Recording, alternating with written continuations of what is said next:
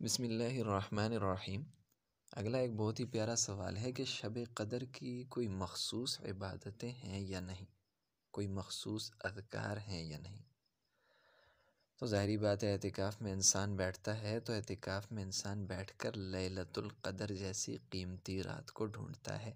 لیلۃ القدر خیر من الف شہر، 1000 مہینوں سے بہتر ہے، اس رات کو ڈھونڈتا ہے۔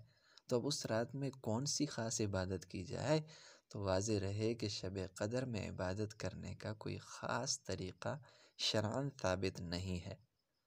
شب قدر میں فرائض کی ادائیگی کے ساتھ ساتھ نوافل کی کثرت کی جائے، تلاوت کلام پاک کی کثرت کی جائے، درود شریف کی کثرت کی جائے، دعاؤں کی کثرت کی جائے اور دیگر اذکار کا خوب اہتمام کرنا چاہیے تاکہ ہر قسم کے اعمال کا ثواب حاصل ہو جائے۔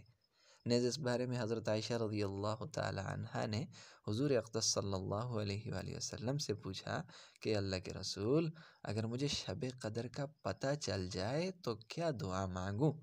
حضور صلی اللہ علیہ وآلہ وسلم نے فرمایا، کہو اللہم انک عفو تحب العفو فاعف عنی، اللہم انک عفو تحب العفو فاعف عنی۔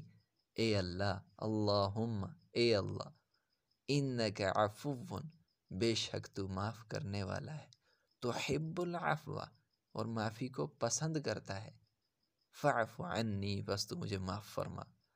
یہ جامع ترمذی کی حدیث ہے، حدیث نمبر 3513 ہے۔ ھذا هو الجواب واللہ اعلم بالصواب۔